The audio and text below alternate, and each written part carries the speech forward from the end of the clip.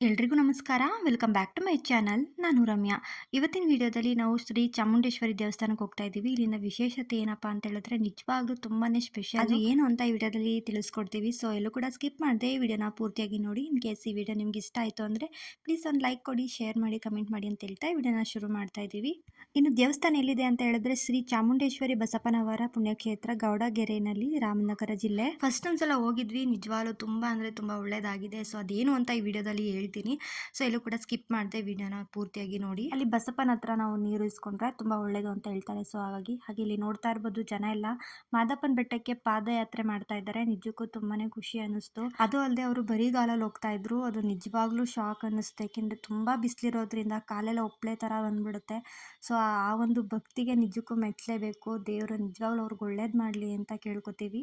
ಹಾಗೆ ಚಾಮುಂಡೇಶ್ವರಿ ದೇವಸ್ಥಾನಕ್ಕೆ ಯಾರ್ಯಾರು ಹೋಗಿದ್ದೀರಾ ಅಂತ ಕಮೆಂಟ್ ಬಾಕ್ಸಲ್ಲಿ ತಿಳಿಸಿ. ಹಾಗೆ ನಿಮ್ಗೆ ಏನೇನೆಲ್ಲ ಒಳ್ಳೇದಾಗಿದೆ ಅಂತಲೂ ಕೂಡ ತಿಳಿಸಿ. ಜನಗಳಿಗೆ ಇನ್ನೊಂದಷ್ಟು ಸ್ಫೂರ್ತಿ ಸಿಗಲಿ ಅಂತ ಹೇಳಕ್ಕೆ ಇಷ್ಟಪಡ್ತೀನಿ. ಹಾಗೆ ಇವಾಗ ಬಂದು ರೀಚ್ ಆದ್ವಿ ನಾವು ದೇವಸ್ಥಾನಕ್ಕೆ.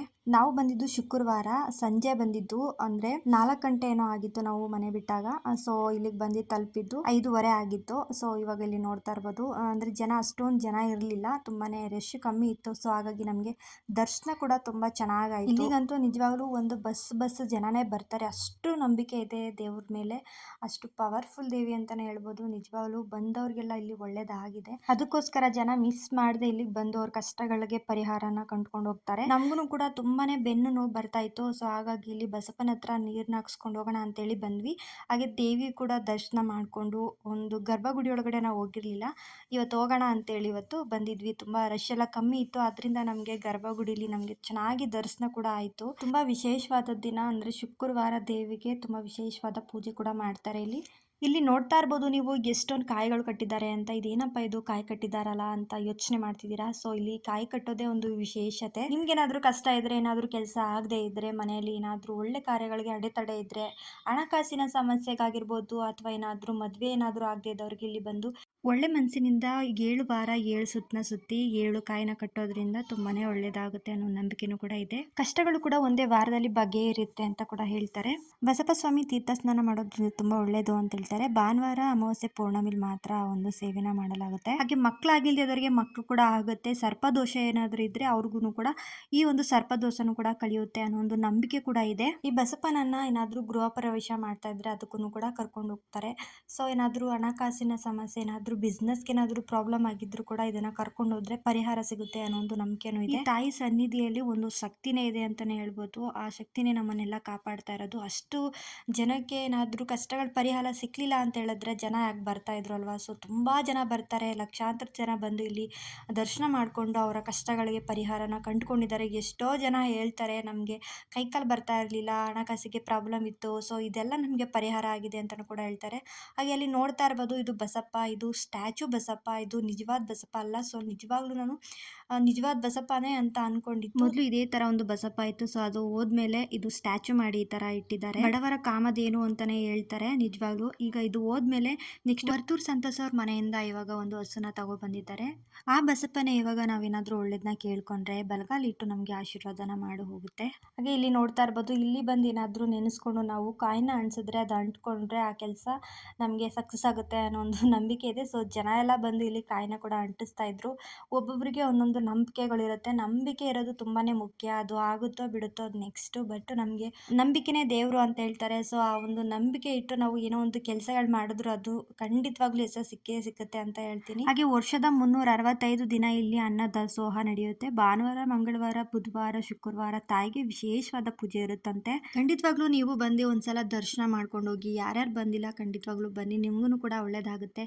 ಒಂದು ಮನ್ಸಾರೆ ನಾವು ನಂಬಿ ತಾಯಿಗೆ ಬಂದು ನಾವು ಅಡಿಕೆನ ಕಟ್ಟಿ 7 ವಾರ ಬಂದು 7 ಕಾಯಿನ ಕಟ್ಟಿದ್ರೆ ತುಂಬ ಒಳ್ಳೇದಾಗುತ್ತೆ ಅಂತ ಹೇಳ್ತಾರೆ. ಹಾಗೆ ಗರ್ಭಗುಡಿಗೆ ಹೋಗಿ ನಾವು ದರ್ಶನ ಕೂಡ ಮಾಡ್ಕೊಂಡು ಬಂದ್ವಿ. ಒಳಗಡೆ ವಿಡಿಯೋ ಮಾಡ್ಕೊಳ್ಳೋದಕ್ಕೆ ಅಲೋ ಇರಲಿಲ್ಲ. ಸೊ ಹಾಗಾಗಿ ನಾವು ವಿಡಿಯೋನೂ ಕೂಡ ಮಾಡ್ಕೊಳಕ್ಕಾಗಲಿಲ್ಲ. ಹಾಗೆ ಇಲ್ಲಿ ನೋಡ್ತಾ ಇರ್ಬೋದು, ಶ್ರೀ ಚಾಮುಂಡೇಶ್ವರಿ ಸರಿ ಸುಮಾರು 35,000 kg ತೂಕ ಇದೆ ಅಂತೆ. ಹಾಗೆ 60 ಅಡಿ ಎತ್ತರ ಕೂಡ ಇದೆ. ವಿಶ್ವದ ಎತ್ತರದ ಏಕೈಕ ಚಾಮುಂಡೇಶ್ವರಿ ಮೂರ್ತಿ ಇದು. ದೇಶ ವಿದೇಶಗಳಲ್ಲೂ ಕೂಡ ಹೆಸರುವಾಸಿ ಮಾಡ್ಕೊಂಡಿದೆ. ಹಿತ್ತಾಳೆ, ತಾಮ್ರ, ಕಬ್ಬಿಣ, ಚಿನ್ನ, ಬೆಳ್ಳಿ 5 ಲೋಹಗಳಿಂದ ಈ ಮೂರ್ತಿನ ಪ್ರತಿಷ್ಠಾಪನೆ ಮಾಡಲಾಗಿದೆ ಅಂತೆ. ಹಾಗೆ 18 ಕೈಗಳು ಕೂಡ ಹೊಂದಿದೆ. ಇದ್ರದ್ದು ವಿಶೇಷತೆ ಏನಂತಂದರೆ ನಮ್ಮಲ್ಲಿ 18 ಶಕ್ತಿ ಪೀಠಗಳಿವೆ ಅಂತೆ. ಸೊ ಇಂಡಿಯಾದಲ್ಲಿ 17 ಇದೆ, ಹೊರ ರಾಜ್ಯದಲ್ಲಿ 1 ಇದೆ. 18 ಶಕ್ತಿ ಪೀಠಗಳನ್ನು ಒಂದೇ ಜಾಗದಲ್ಲಿ ನೋಡಬೇಕು ಅಂತೇಳಿ ಈ ರೀತಿಯಾಗಿ ಒಂದು ಮೂರ್ತಿನ ಪ್ರತಿಷ್ಠಾಪನೆ ಮಾಡಲಾಗಿದೆ ಅಂತಲೂ ಕೂಡ ಹೇಳ್ತಾರೆ. ಸಪ್ತ ನದಿಗಳ ನೀರು, ಸಪ್ತ ಸಾಗರದ ನೀರು, ಹಾಗೆ ಪುಣ್ಯಕ್ಷೇತ್ರಗಳ ನೀರು, 77 ಕ್ಷೇತ್ರಗಳಿಂದ ನೀರು ತಂದು ಇಲ್ಲಿ ದೇವಿ ಪಾದದ ಕೆಳಗಡೆ ಇಟ್ಟು ಆ ದೇವಿ ಮೂರ್ತಿನ ಪ್ರತಿಷ್ಠಾಪನೆ ಮಾಡಿರೋದು ಅಂತ ಕೂಡ ಹೇಳ್ತಾರೆ.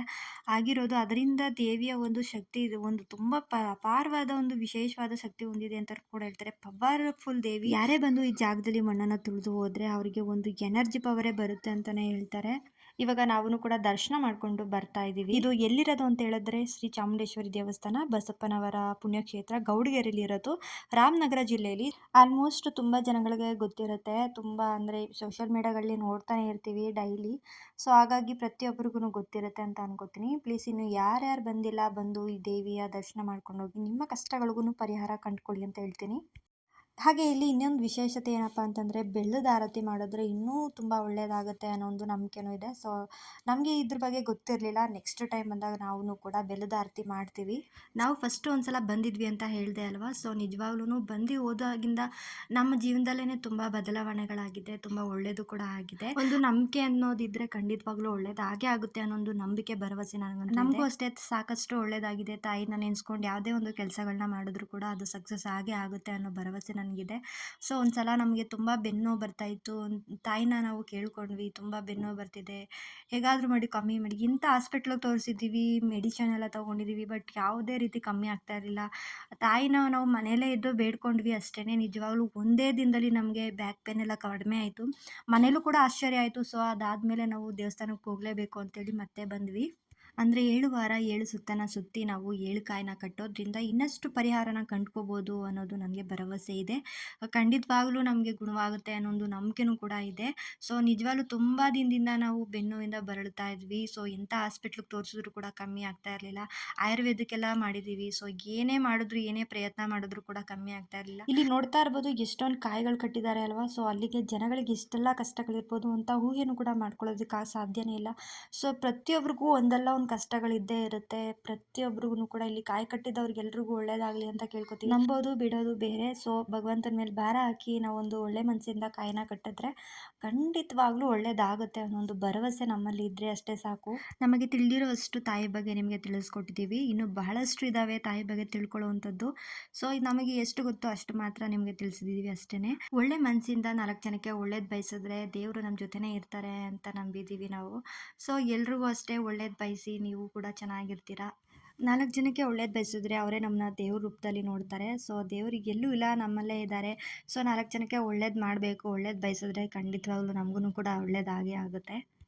ಈಗ ನಾವು ಕೂಡ ಒಳ್ಳೆ ಮನಸ್ಸಿನಿಂದ ಕೆಲಸಗಳೆಲ್ಲ ಚೆನ್ನಾಗಾಗಲಿ ಅಂತ ಹೇಳಿ ಇವತ್ತು ಕಾಯಿನ ಕಟ್ಟಿ ಬರ್ತಾ ಇದ್ದೀವಿ.